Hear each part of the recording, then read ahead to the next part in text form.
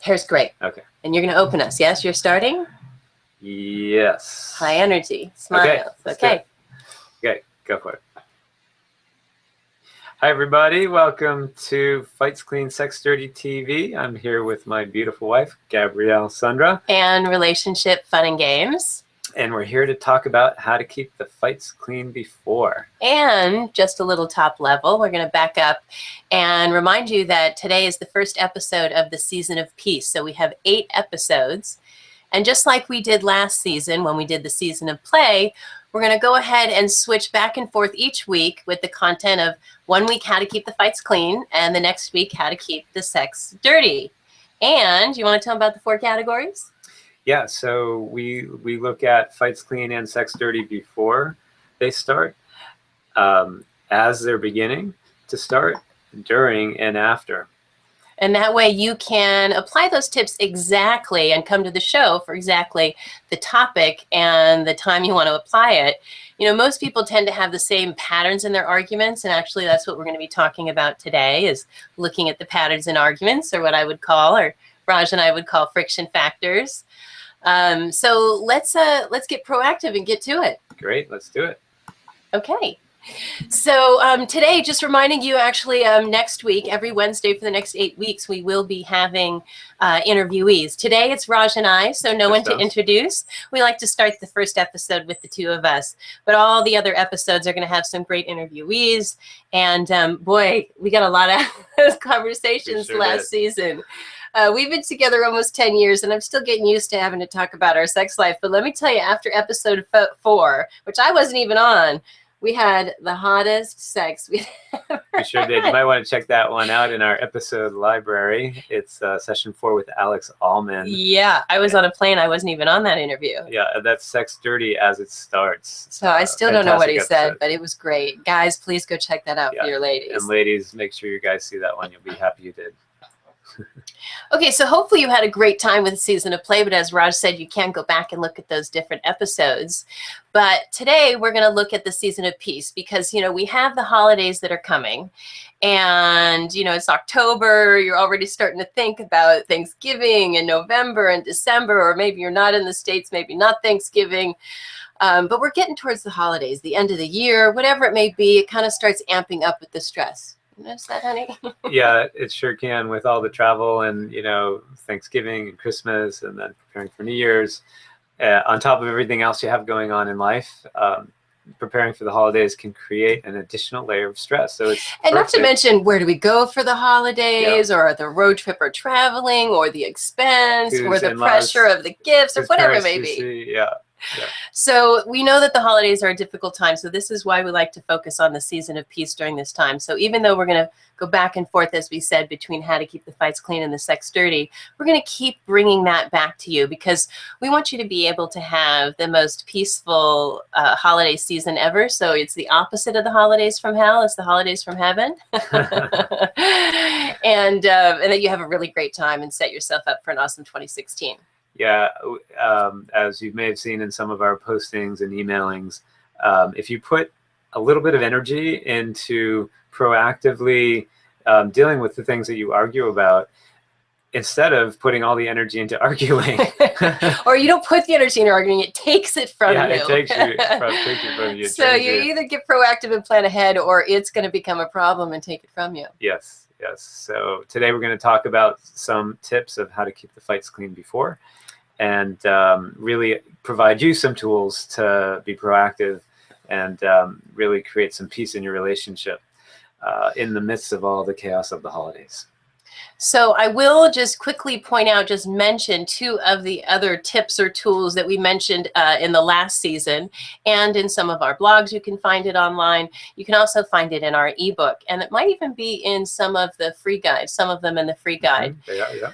But just a quick overview. Remember the 2 what we covered last time, where context is king or key, whichever you'd like to say, and the drama-free diet. So before we get into friction factors, do you want to say anything about one? You want to pick one of those? You want me to do one? Sure. I'm practicing. He can get a word in edgewise. It's one of our friction factors.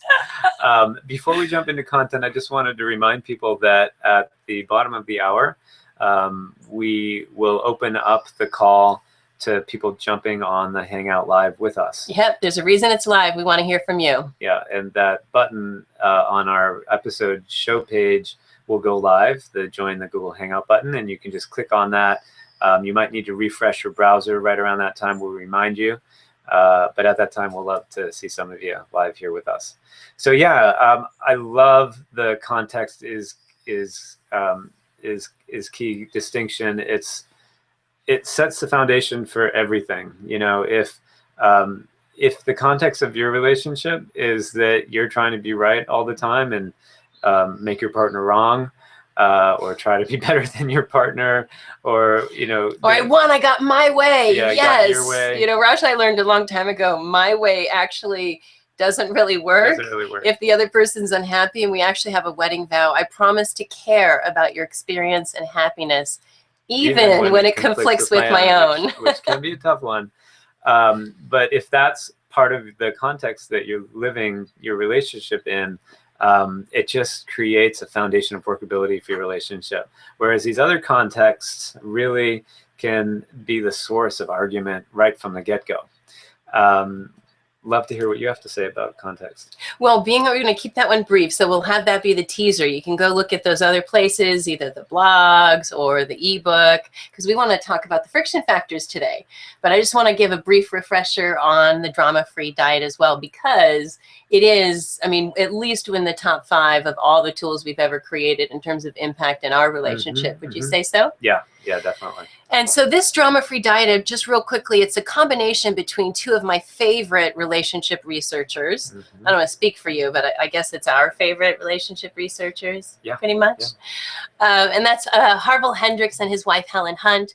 And they wrote this great book called Getting the Love You Want. And then 30 years later, they wrote this awesome book, many in between, but Making Marriage Simple. And when they said making marriage simple, they said, essentially, you want to eliminate as much negativity as possible. And that really comes down to blaming, shaming, and complaining or criticizing. And so we decided, we made up a word for it. Blaming, shaming, complaining. So we like to put little plays on words so that you can remind yourself of them in the heat of the moment. So if I say something that's getting a little not so nice, maybe even getting close towards nasty. Yeah, I'll say to her, you being blamey, shamey, complaining. But it's even better if you can catch yourself on it. Yeah, you can catch yourself, or your partner can say it. And if you're going to say it, you want to say it in a lighthearted manner. You don't want to be like, you're being blamey, shamey, complaining. No, you might say, hey, that was sounding a little blamey, shamey, complaining. Can I get a do-over? Although you might want to say, can I get a magic ratio? Because in addition to Harville Hendrix and Helen Hunt, and this don't blame, shame, and complain, because when people tell us not to do something, it's like, great, but we get hungry, or the computer crashes, or we're late for something, and then we're totally, or I didn't read my emails, or whatever the other friction factors are we'll talk about, then you get all riled up about that. Oh gosh. So yeah, the Gottman's ratio. Oh yeah, so the Gottman, that's the other piece of it. Yes. So in addition to the Harville Hendrix and Helen Hunt, thanks, honey. You're welcome. I'm here. The John Gottman, you were like, what do we do about it? You know, okay, so we do complain, we do get cranky. What do you do when you do that? Well, John Gottman, he's been doing research for 40 years as well, and he came up with the magic ratio. Now, the magic ratio is 5 to 1, and research shows that you need to have 5 positive experiences, positive interactions with your beloved, that, to every 1 negative interaction that you have. So we theorized if we have a negative interaction like being blamey, shamey, complaining, we can neutralize it by saying 5 positive things about the very thing we just said something negative about. Right. So, for example, if I forgot to take the trash out, and Gabby got blamey, shamey, complaining about that, like, you didn't take the trash out, now we have full trash. And that's a minor one, but yeah. Then, and if I were triggered by that, and I could say, hey, you're being blamey, shamey, complaining. Or if I caught myself, even better. I don't want to wait for you to be triggered. I want to catch myself and lower that threshold for what's allowable until I clean it up. Yeah, so of course I'm going to take responsibility for not taking the trash out, but also she can create harmony in the relationship by complimenting me about, you know, how many times I do take the trash out, how I always do the dishes, these kinds of things. And it's really amazing if you actually count the number of positive things that they say. It's like, okay, the first one gets gets me a little bit untriggered from what she said. The second But still one triggered. moves me a little bit closer. And if you really pay attention to this, like the third one is almost, I'm back Third one is to kind of normal, neutral a little bit. neutralized it, yeah. And then the fourth one kind of pushes you back in love and harmony, and the fifth one seals the deal. Yeah, so instead of a little jab, even if it was a unconscious jab, when you catch yourself, instead of it devolving and becoming this downward spiral in your relationship, you actually can end up with more intimacy at the end after you've actually said something nasty. Totally. So that thing that was going to be a downward spiral totally can upward spiral your relationship if you do it. Yeah, so that was a little bit more than brief, but they call me Gabby, ratio, and it's a good 5 to 1. one. Drama-free awesome. diet. If you do that alone, it's a great one. Okay. But we're going to dive in a little bit more about friction factors and translating those. How do you translate those into what we call peace practices? And we have all sorts of tips and tools for what to do and how to, diminish. We like to look at an argument and how often it happens, how bad does it get, and how long does it last. So we have all sorts of tips for that. But in this case, it's actually best to start and look at what are the challenges for you. There are all the common challenges in relationship. You want to list some of the challenges off the top of your head? Well, it depends on on your partner. Yeah, really common. But you don't have to. You don't have to cop and say these are ours. You can say common ones. A primary source of friction in a relationship can be when one of the people in the relationship doesn't do something that they said they were going to. Oh, yeah. So that's a big one for us. Yeah. So big for us, but we don't have that many big ones anymore. But yeah, that one is one of our primary friction factors, and whether it's you say you're going to be at home at a certain time, or you're gonna, going back to the trash example, or anything that you say that you're going to do and then you don't do it, and you don't what we call clean it up after, it can cause a lot of friction. And it can happen in both directions. It tends to happen, it seems, more with the man. But not always. Not in always. fact, we wrote a great blog a month or two ago. Yeah, you should check it out. Called Nip Nagging in the Bud. And actually a dear friend, Jennifer Russell, who's really the reason we ended up doing this work in the first place, because we spoke at their wedding or after their wedding on relationship. She wrote to me and said she thought it was one of the best relationship advice articles she had ever read, which was such a flattering comment. But it's so true. It's such a real, well, it's not, I shouldn't say it's so true. I mean, that what's in there is so true that so many couples deal with, whichever way, of saying, I'm going to do something, and then you get busy, or maybe you didn't mean it when you said you were going to do it and you really didn't have the commitment to it. And then you end up nagging each other. It's just this cliche. And, I hate it when I'm nagging Raj for something. So I'm really trying to be vigilant about not letting this happen. But that article has some really great tips on not just for the naggee, but the nagger. Or I should say not just the nagger, but the naggee. Yeah, there's two roles there. What to do and what not to do. So check that out. So that's definitely one for us, is the nagging. But before we go into the specific friction factors, can can we take a top level look at friction factors and how to identify them? Sure. Yeah. So, we might have different things to say about this, but if you just take a moment when you get into an argument or an upset with your partner, something that feels frictiony.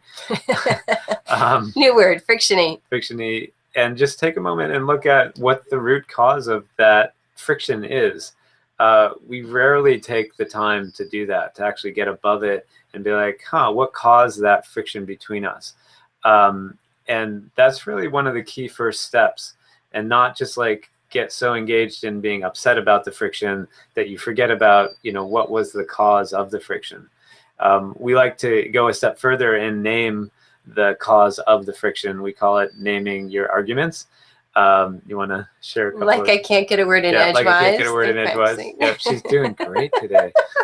I almost don't know what to do. But yeah, I think that's one of my. Or I'm your number one fan, which used to be, I'm not your enemy. Yeah. Because whenever he gets stressed or mad, he would think, even if it had nothing to do with me, somehow I would become his enemy. And I'd say, I'm on your team. I'm your number one fan. We're going to get one of those, I need one of those big foam fingers. Add that to my Fights Clean Sex Dirty toolkit. Yeah. So what else do you want to say just at the top level about friction factors in the Well, relationship? you were describing something really well that I like to say in those moments. Does this feel familiar? Mm-hmm, mm-hmm. And it's probably familiar from even before the relationship you're in, but in general, you know, how would you name it? Usually it's one breath. That's why I put my hand on my heart and I take a deep breath and say, I don't feel supported, or I can't trust what you're going to do, or whatever it may be. There's like one particular complaint or thing that's bothering you. And we remember, you don't want to complain and get blamey, shamey, complaining, but you want to just 80-20 it and look at it for only 20% of the time. So you can then translate that complaint, that friction factor, identify the friction factor, but then that complaint and friction factor into what we call a peace practice. So for example, Raj and I sat down before this, we do 90-day games with our goals, and we said, okay, what are our top 3 friction factors? And what do we want to do in the next 90 days to help pull us out of that habit? Because it is a habit. And so much research says it's all about habits. Mm-hmm. So we like to play these games for 90 days and practice these habits and make it a new normal so that we can retire that argument, we like to say, but at least reduce it. Yeah, and it's amazing what happens after, you know, even if you take on one of these friction factors and a peace practice for even 30 days, it completely alters the trajectory of your relationship and the level of peace you have with your partner. I could imagine, you know, if I asked the question, how many of you, either men or women out there, experience friction or upset with your partner on a daily basis, most of you would probably raise your hand. And what would it be like if you could like reduce that by 90%? It's amazing. That's amazing. Why we call it the season of peace. And one of the reasons that we talk about the fights clean almost as a precursor to the sex dirty is that if you're being nasty with the fights, you're not going to even get to the sex, let alone have it be you don't even want to touch the person, right? So you start trying to find ways to spend time apart. Oh, I'm busy, I'm working, or I've got plans, or got to take the kids. The only peace you can find is on your own, right? Instead of with your partner. They're no longer a sanctuary; they're a drain. Yeah, totally. And you know, we can attest to this just from everything that we do. We practice in our lives and then bring it out to other people like yourselves.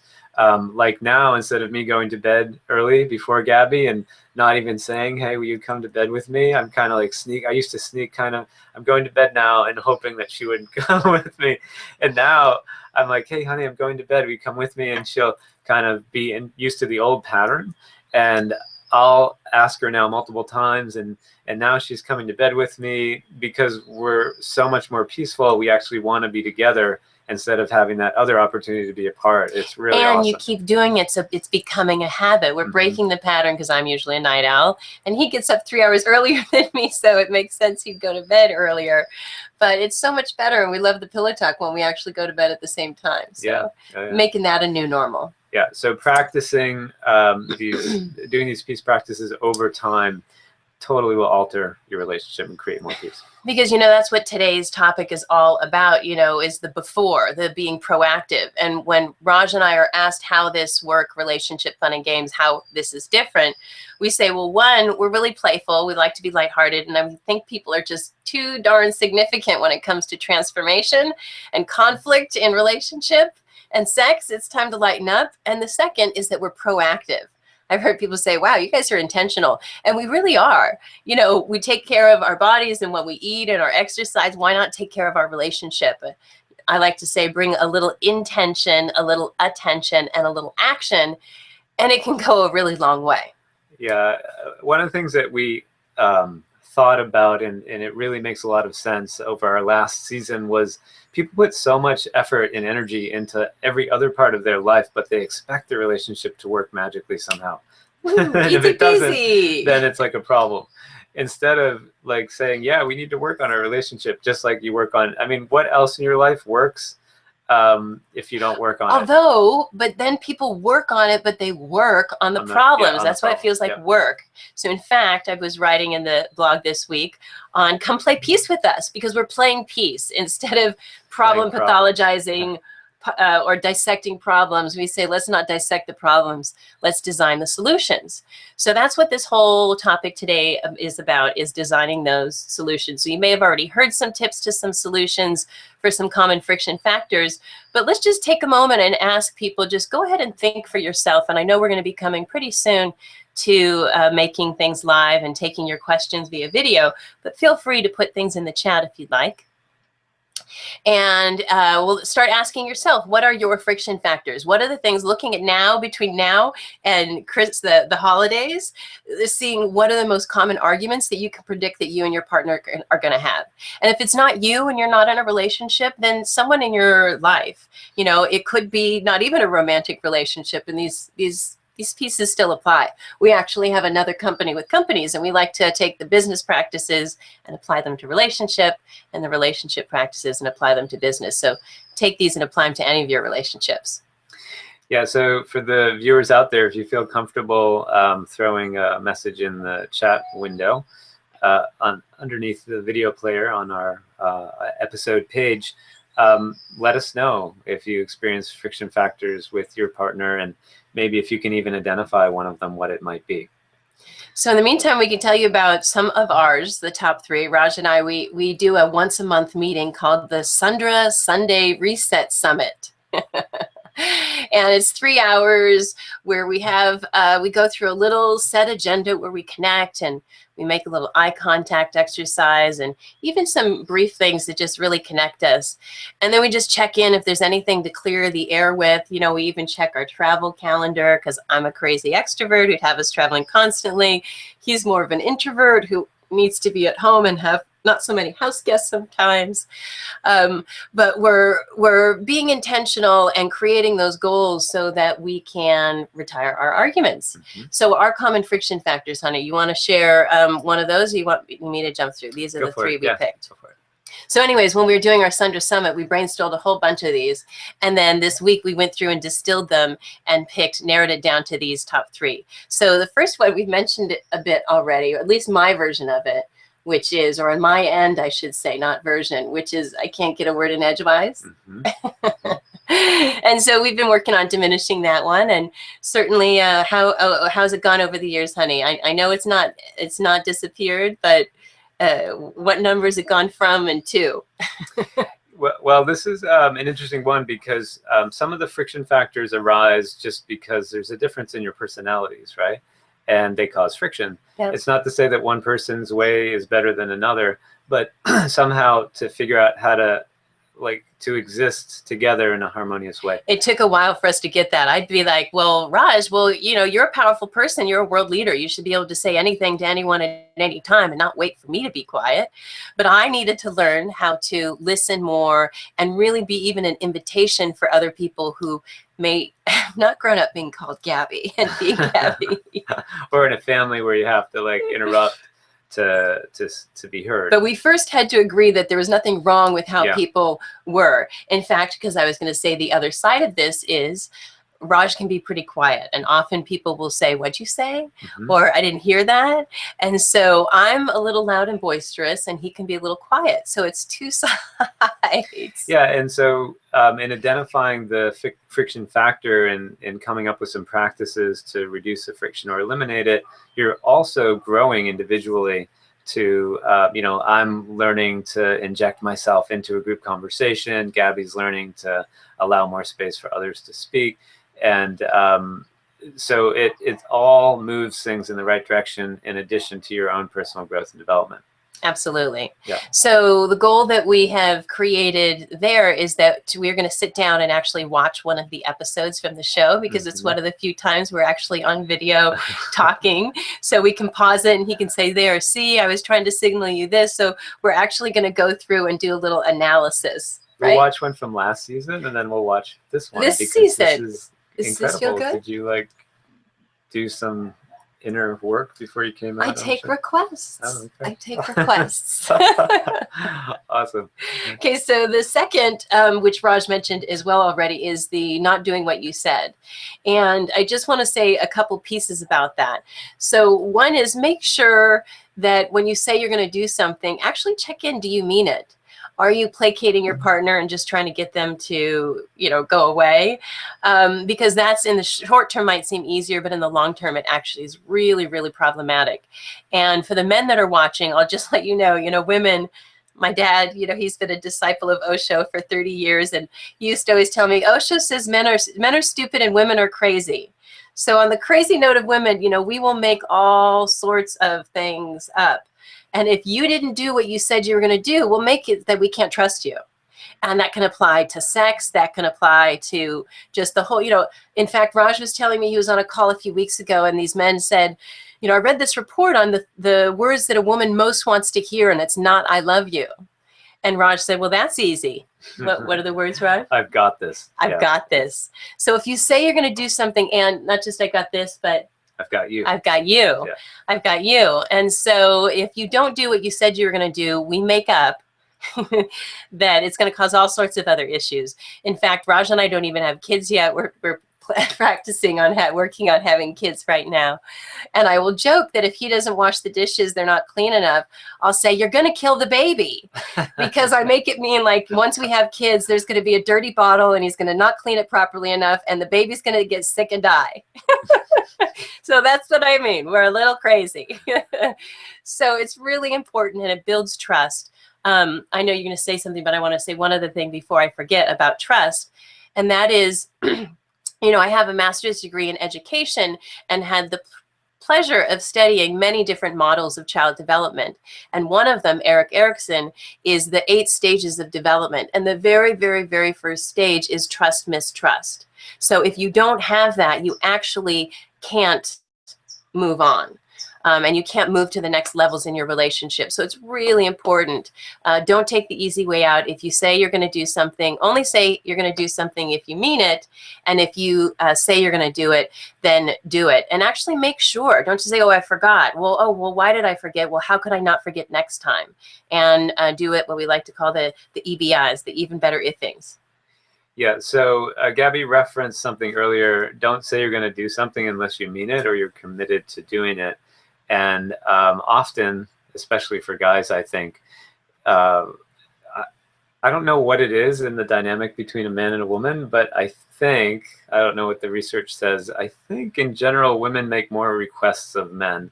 And that's why there's they call it a honey-do list, yeah. Right? Totally. And so I think guys can get in the pattern, the habit of saying yes to things just to have their partner either let it go or stop asking or whatever, and then they don't do it because they don't really mean that they're gonna do it. They just want the person to get off their back. Yeah, I'll do that, and then they don't. Yeah, do it I'll again. do that is actually translated to leave me alone already, and then ultimately you upgrade to leave me alone already, and that's a downward spiral. And then it can even get worse. Like you can start telling little white lies, like you did it. Or like this, and it's just thank God we don't have it's the line thing. a really downward spiral there. So one of the things after you've identified the friction factor is creating a practice to reduce or eliminate it. And in this particular case, what we're going to do is create somewhere where we capture the things that either one of us commit to, and actually put down a by when we're actually going to do it. And every week we're going to have a little mini Sundra Summit as a ritualistic practice every week. And we're going to review the list and see how we did. And it's not like you're a bad person if you didn't do something, but rather it gives you the opportunity to be like, hey, I didn't do that, and I'm recommitting to doing it by this time. It's just giving you an opportunity to look in the mirror of what so. We said we wanted this, and we really looked, and we said, I want to do this. I'm agreeing, and I want to do this, and you didn't do it. So, I like to say the problem isn't the problem. The problem is you think the problem's a problem. The problem is actually the path. Or as our interviewee from next week, Sasha Lala, says, your mess is the message. So you want to be looking for, well, what is this message that this experience is trying to tell me? Yeah, and so the reason I do want to be clear about the practice that we put in place is that you can be creative about how you're doing things, whether you have be creative. A whiteboard or a chalkboard and you're writing down things. Points for props, we like to say. Yep. Make it fun. Make it fun, totally. And we like, Gabby used the term even better if. That means try something, see if it works, evaluate it, and if it's not working as well as you'd like it to, see what you can do to make it better. These practices don't work perfectly the first time around. You need to go through them a few times and then evaluate, like, what worked, some of what them didn't can work. work perfectly. Like they say, it can happen in a heartbeat. Some of them. And you know, there's also practicing over time. We have our aha moments and we see something and there's a different belief. And once your belief changes, your behavior can change. But if you want to sustain it, you know, you might have this aha moment and then be so great with your partner. And then, you know, the next day you wake up and you're like, so it's kind of a both and. What do you say we go through the 5 steps of the process with them? Yeah. Okay, so we covered 3. And we are at our live Google Hangout time. So for any of those of you who would like to join us live on the Hangout, you can even ask us live questions. You refresh your browser window and click on the Join the Hangout button underneath the video player on our episode page. And before I get those steps, just a couple more. Well, actually, one of the steps is identifying your friction factors. So we shared a couple of ours. There's another one I see in my notes here about not reading my emails. You know, we get so busy, but, you know, I don't like to disturb Raj. So I like to get things out of my head in an email to him. And then I discover a week later it hasn't happened and he's never responded. And I get really mad. It's one of the biggies. It's one of the biggies. And I keep trying to not do it, and I keep doing it. So this is so we keep playing a game. It's a game worth playing. We're playing peace, and we fall down, and then we're like, oh, okay, that thing I know is going to cause upset. Oh, I did it again. Yeah, and so a practice there is for me to put a reminder in my calendar at the end of each day to review flagged emails, because I can skim the ones that Gabby sends me. And being Gabby, she can send quite a few emails. And I can flag which ones are really important and need urgent. And I can actually flag them different colors. Like, this one needs a response today. This one can be a response in, you know, 2 days, whatever. And then at the end of the day, take 10 minutes to respond to the important ones. And so that makes a major difference in our relationship. Yeah. So whether you have that one or not, hopefully you're thinking of some of your own. You know, it could be household chores in the house, whether it's cleaning or taking care of the kids if you have kids. You know, it could be how decisions are made. You know, it could be, you know, for example, we mentioned the holidays, maybe where you're going for the holidays. Really look, standing between now and the end of December, what are the most predictable, like, this is almost certain it's going to happen unless we actually do something different now. So be thinking about those. And then I'm going to take you through the 5 steps to create some shifts there so you can translate those. Okay, so first you want to agree with your partner. So you might brainstorm on your own what your top 3 friction factors are. So I made a list of 6 or 7 and Raj made a list and we came together. So it's not like I'm picking my biggest 3 and he's picking his biggest 3, but together we're saying, yeah, these actually are issues. These are challenges that we want to be, as I said, the problem is the path. We want these problems to be the invitation for us to take on new habits that will create a new experience for us. So that's the first one. Get together, get aligned, do it on your own first if you like, but make sure you come together and get clear on what those 3 are. And go ahead and just pick one, but don't get stuck like what's the one. But if you want to start small and take baby steps, then just go ahead, pick one of your top ones. And it doesn't have to be a big one, you know, take a small one. For Raj and I, we've handled a lot of the bigger ones. Boy, were we messy to start with. Those of you that know us well know that at our engagement party, a dear friend pulled us aside at the party and said, I don't think you should do this. This looks pretty messy. It's not really what you want to hear on at your engagement party. So we got pretty clear that we were going to get committed to making it really awesome. And we've spent the last 10 years doing that. What do you think, honey? It's going pretty well. It's going pretty well. Best ever. That's, in fact, our formula for a wildly successful relationship, is being able to hold that all is well. You know, we're whole and complete. There's nothing to fix and change, and still simultaneously holding even better if, and how can we make this even better? And you can hold those 2 in paradox, and your relationship just keeps getting better and better. Yeah, it sure does. So one of the things I just wanted to say, when you get together to discuss these friction factors, make sure that you're not being blamey, shamey, complaining. Well, not blamey, shamey, complaining, but also that you're resourced, like that you're not, what is that? Never acronym? Make any big decisions when you're hungry, angry, lonely, or tired. Yeah, don't do that.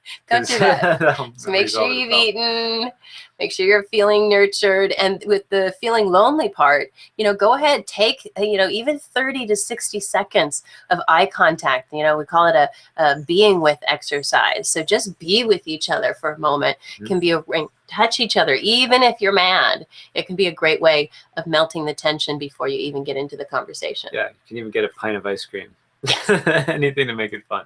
And I'm a big fan of brain science, and the calmer you are, the more creativity you have, and the more access to the options you have for resolving the conflict that you're in the first place. Great. Which is helpful because the next step, you want to do that one or you want me to do that one? You can go for it. Okay. Yeah. All right, so coming up with the 3 suggestions. And in this case, more is better, brainstorming suggestions. So I recommend you do it on your own. Each of you come up with 3 suggestions for each. So if you picked 1 friction factor, then you're going to have 6, 3 each. And if you picked 3 friction factors, you're going to have 3 for each, so you're going to have 9. Did I do that math right? Suggestions. Yes. Yeah. And then when you come together, pick 1 to 3 of those. Come together and see, maybe there's some overlap, and those might be the ones you chose. Maybe you thought of one, your partner didn't, but they love that one. So pick a couple, at least 1, but probably no more than 3, because if you do too many, then you're spreading yourself too thin, and you likely won't do any of them. Yeah, and be creative, like Gabby said. These are the solutions to ease the friction factors. That's what she's saying. Come up with 3 for the 1 friction factor.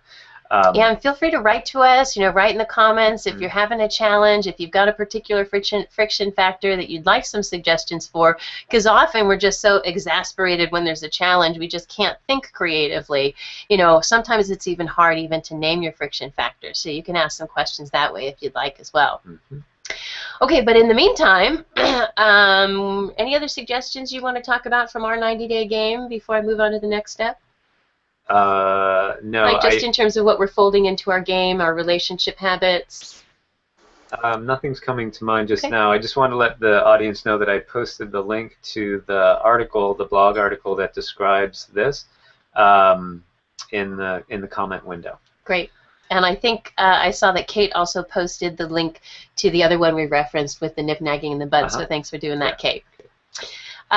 Great. So third, you want to create tangible reminders. You need to have a structure that lives outside of you, because you get up from the bedroom and you go into the living room and you completely forgot what you went into the living room for. So in a case like these issues, these friction factors, you're going to be confronted. You're not going to want to pay attention to them. Your brain is designed to forget, and you're really going to forget these. It will really turn into a really good idea in about 4 seconds or less. Yeah. So you really want to have some sort of structures to support plan the on idea forgetting that you came up with. Yeah. Our brains are actually designed to forget things because we simply can't hold all of the information that's coming in.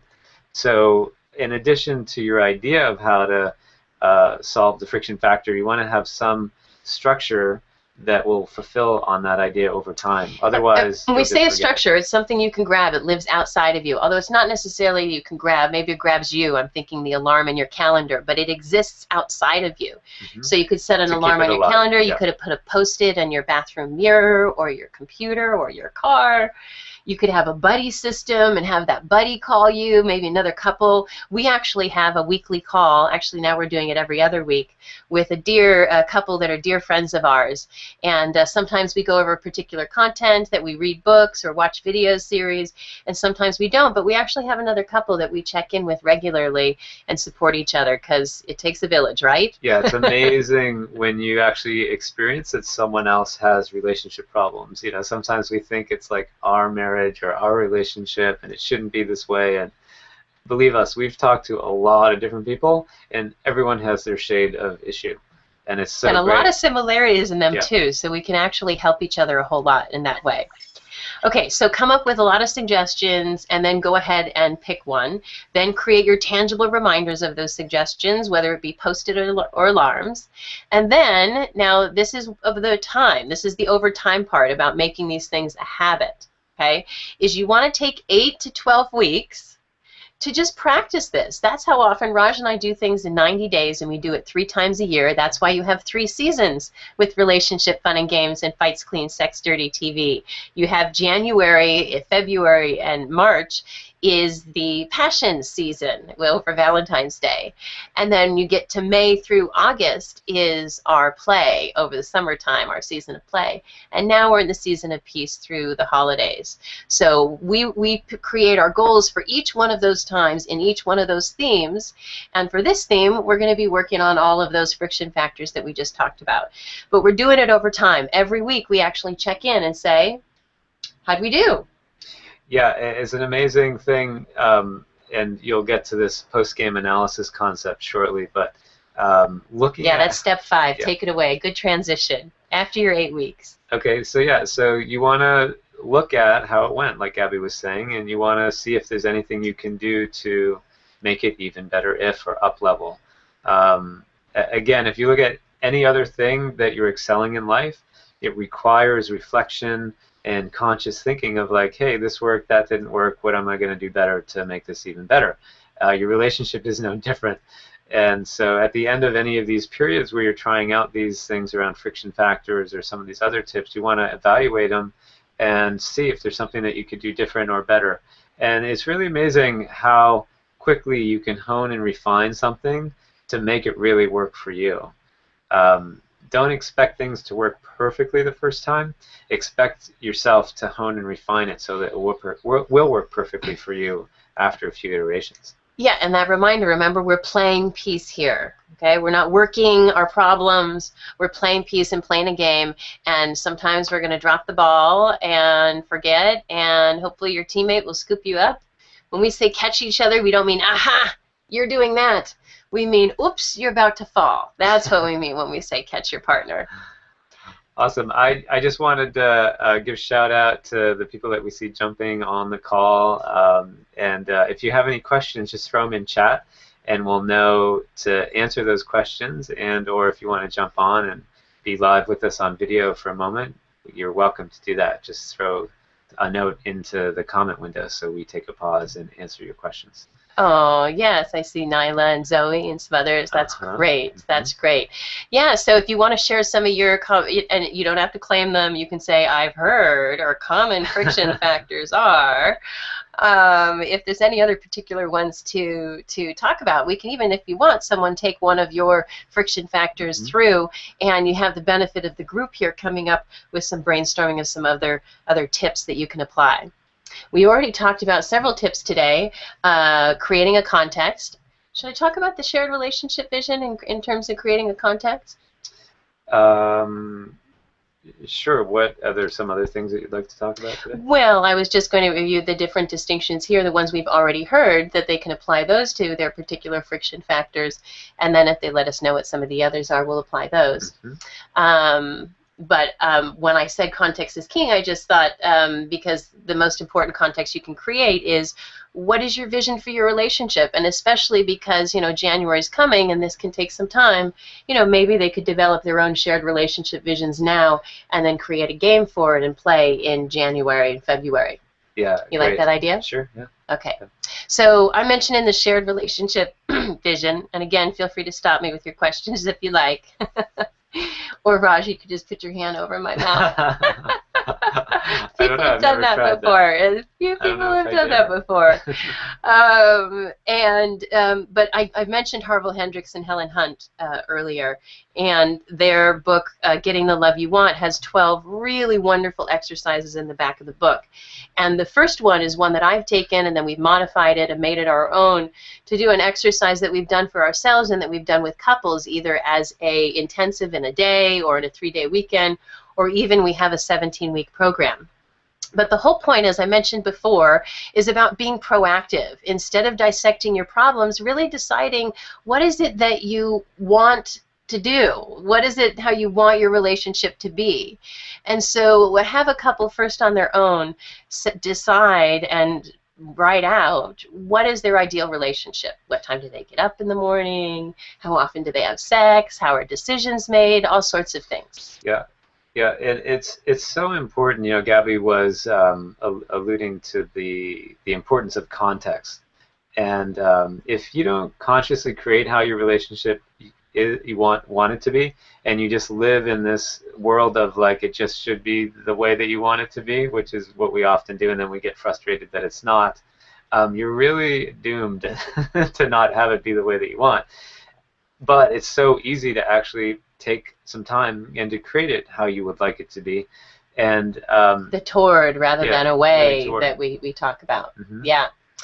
Well, as I was saying, that we have you first do it on your own, and then you come together and you look and say, well, where is this similar? And I really should write a blog about this exercise just so people can do it. So I'll point it out here, but pretty soon I'll write a blog about this. But at any rate, this is good timing for this. If you then come together and you want to look at what's the same between your two lists. What do you both say is ideal? So that goes on your shared relationship vision. Then you're going to look at what's left on the left and the right, your list on the left and his or hers on the right. And then you're going to see, well, can any of those be kind of massaged or compromised so that we can get them onto the shared list? And after you do that, then you look and see, okay, everything that's left on this list on the sides, if we had everything in this shared list of what we agree is the ideal relationship, would that be fulfilling? Or are any of these on the side deal breakers? And there's usually, there's only 5 like core deal breakers that usually in relationship, religion, it could be if it's an open or a polyamorous relationship, or, several things like that. Babies, kids or no babies, kids is a big one, of course. But for the most part, when you're in a relationship, you've kind of weeded out those deal breakers. Not always, but sometimes.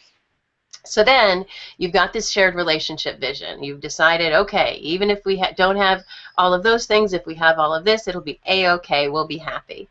And then I have you score for your shared relationship vision for each one of those areas. What would you say, is it easy, average, or difficult for you? And how important is it to you on a scale of 1 to 10? So that each person then picks the top 3 that are the most difficult and the most important to them. And then we spend, or you can spend on your own, do this self-paced as you want. Then we spend 12 weeks looking at, okay, how do we take those things and move them forward? So that's the shared relationship vision. Actually, let me share. You want to do our memorized? We took our long shared relationship vision and we got it down to 4 or 5 sentences, and we framed it, and it's by our kitchen table, and we say it most mornings. Yeah, it's part of our morning ritual when we make breakfast. So then we can see what's the gap between what we said we wanted for our relationship and who we're actually being. Okay, let's do it. Okay. I love my marriage and my husband. I love my marriage and my wife. We are playful, peaceful, and passionate. We usually go back and forth like this. We're playful, peaceful, and passionate. We are hot for each other and express it daily. We're hot for each other and we express it daily. We generate with intention. We communicate with care. We generate with intention, and we communicate with care. We contribute to the world. Oh no, we seek to spot, understand, and meet each other's needs and delights. We contribute to the world, and we're on top of what is to be done, and abundant with our finances, time, energy, and love. So we can see, oh, that's where we're not being that right now. So that's another thing with context that you can do this year if you want to fold that into one of your peace practices, is to actually decide what is the vision that we want for our relationship.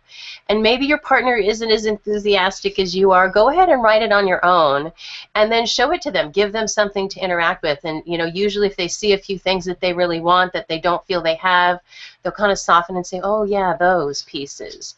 So go ahead and get started on your own. We call that tip, initiate inertia. Just do something. Okay, awesome. So we have a question from Zoe. Great. So I'm going to read the question. So many people in our community have epic relationships, powerful couplings like ourselves, Claire and Aubrey, Michael, Nyla, and on and on. What actions can couples where most everything feels perfect take to actively appreciate it, preserve it, and expand it? Nice question. Oh, everything feels perfect. To actively appreciate it, preserve it, and expand it. This is such a great question, Zoe, because it's taking us from the good to the great, from the great to the extraordinary. And for hundreds, well, at least 150 years, psychology was all about how to take crazy people and help them cope and be normal. And then Martin Seligman came around with learned optimism and positive psychology, and he really created this world where we can take good and make it great and make it extraordinary. Yeah, so one of the things, let's key in on the question, what actions can couples take to actively appreciate it, preserve it, and expand it? So first of all, on the appreciation side, to spontaneously and frequently express things that you appreciate about your partner. I tell him I respond well to praise. Yeah. Sometimes we can fall into the trap of just because things are going great and we love our partner and things that they do that they get, that we appreciate that.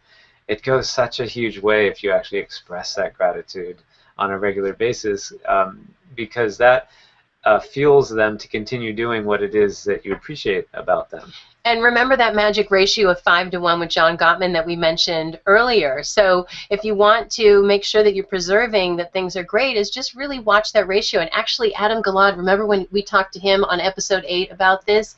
And he said, forget the 5 to 1. You want like everything to nothing.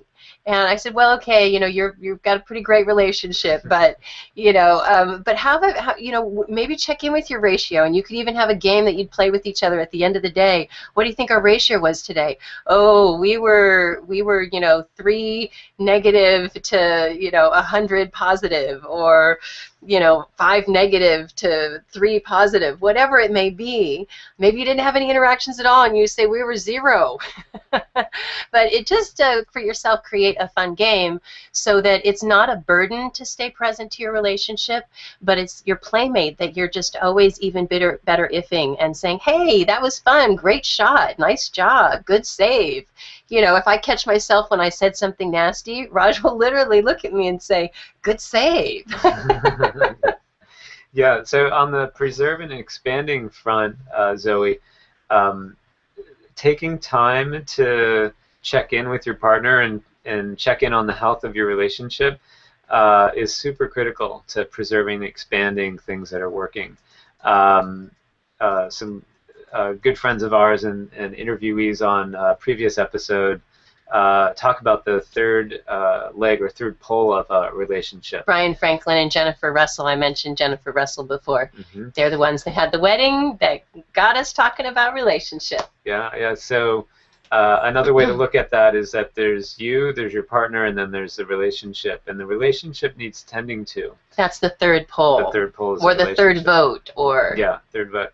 And so Gabby and I had started this practice you mentioned earlier of a monthly Sundra Summit. And, initially I so dreaded these things. I was like, I'm not going to spend half my Sunday when I'm working my butt off all week to talk about a relationship with you. I'd keep that inside and kind of reluctantly. Sure, sounds like a great idea. And, it's funny, I totally transformed that, and now I'm like, okay, so on our relationship, our Sundra Summit, we can go out for breakfast, and then we can go have the summit on the beach, and I'll pack a picnic. When he packs a picnic, I mean, there's beautiful umbrellas, not just your everyday umbrellas, beautiful umbrellas. It's a whole scene. Ambiance man. Ambiance, yeah, sets up quite a scene for our Sundra reset, which I much appreciate, honey. Yeah, and so that made a massive difference, because one of the things we talk about is the things that you don't want to talk about. And that doesn't always go so well, but if you actually get into communication about things, they get to work themselves out, whereas if you just hold on to them, they fester. We just got another question here, and it's Great. A really common one. Okay. It's from Lorraine, and we used to really have this every now and then. This comes up, but not much anymore. Lorraine, the best suggestion I've ever heard that another couple has used before that was told to us is, and by the way, the question is about being late and leaving on time and arriving to things on time. And, her husband doesn't feel the same way she does, that, about the importance of being on time. And, of course, there's a foundation that we talk about in this work of just things working. And remember, we talked about trust and doing what you say you're going to do. So perhaps you could talk to your partner that it really is about trust. And but if they don't agree with you, the other alternative is go without them. One of my former mentors, he and his wife, he just said, fine, if you don't want to be on time, that's up to you. And one of them was an environmentalist, and so they had to work that piece out. But and now I'll just tell Raj, I'm going to go get in the car. Although sometimes he's waiting for me and sometimes I'm waiting for him. Our big issue is I think he's not ready, and so I start doing something, and he thinks I'm not ready, so he starts doing something. Yeah, so one of the things here, Lorraine, is first, and I think that you're pretty clear that you guys have you're not in alignment on the importance of time, but if you just get clear on, okay, that's not important to you, it's important to me, and you know, one version is, you know, you agree to disagree, right? And then the numbers. Yeah, so we'll talk about numbers in a second. If you agree to disagree and it's just like that's the way it is, then like Gabby said, figure out ways so that you can be on time and then they can be there whenever they want. But if you do want to still win him over to going with you on time, you want to talk about the numbers? That's been big for us lately. Yeah, there's this scale of 1 to 10 where you we didn't make this up. I don't know if this is Gottman or Hendricks. I don't know who this is, but yeah, someone taught us this along the way. I think it was Evan and Annie in their love course. Intimacy intensive. Yeah. So you can tell your partner on a scale of 1 to 10 how important something is, in this case being on time is to you, and they can tell you how important it is to them. And if you're above a certain number, say 8, and they're at a lower number, like a 3, like it's really important to you to be on time. This is a little bit of a funky situation because it's not important to them, so they're not going to rate it high. However, but the whole point of the point system is, even if it's not important to you, to get that it's really important to your partner. So for example, a couple weeks ago, there was a wedding, and Raj wasn't very close with the person. It was a friend of mine, and he wanted to stay home, and I had said, you know, please come. I said, you know, this is a 9. And he said, oh, okay, it's a 9. So he didn't want to come. And actually, I have to say, after that, I called him and said, you know what, I know it's a 9, but I really want you to choose to come. I want you to be here, but if you don't want to come, you don't have to come. And he came anyways. Yeah, and a slight backstory on that is we had another thing that Gabby said was a 9. We had another 9. It was actually at Burning Man when she wanted to go do something, and I actually just wanted to go to bed, and she's like, this is a 9 for me, and I pretty much ignored the 9. And I don't ignore the 9. And I learned my lesson to not ignore the 9. So it's really great to get how important something is to your partner, and if you can have an agreement that if something is a 9 or higher for you, and it's not such a high number for your partner, then do the thing that the person with the higher score would like to do, just because it's important to you. And maybe, you know, you can talk about, you know, that with your partner, of the wedding vow we talked about earlier, of I promise to care about your experience and happiness even when it conflicts with my own, because it will go both ways. There will be things that he wants to do or he wants to experience that you don't want to do, and it is really important not to all the time or to kowtow to your partner, but to care about their happiness. And if they're excited about something that you have no interest in, get interested every now and then, and really show your partner that it doesn't have to be important to you. If it's important to them, it's important to you. Great, well put. Thanks. We're actually just at time here. So thank you, everybody, for joining us on our new show time. We're now 5:30 on Wednesdays, Pacific time. We'll be here for the next 7 weeks. And next week we have Sasha Lala, who is a women empowerment expert and just an amazing speaker. She's the one who turned my long thing about the problem, isn't the problem's the path, just into the message, the mess is your message. And she's just a wonderful human being and has an amazing husband named Scott DeSephanis.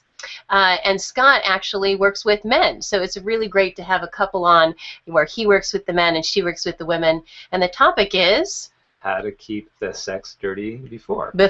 So this is all before you even start the seduction. What do you do in the in-between time to actually keep things hot and passionate with your partner and peaceful in that realm as well? So thanks everyone for joining us today. I hope you can join us next Wednesday, and you will have a replay on this, so if you want to share it with your friends, we appreciate you spreading the word, because Lord knows the couples could use it through the holidays. We want to cut down the friction and increase the peace. Thank you, everybody, and we hope to see you on our upcoming shows. Have a great evening. Good night.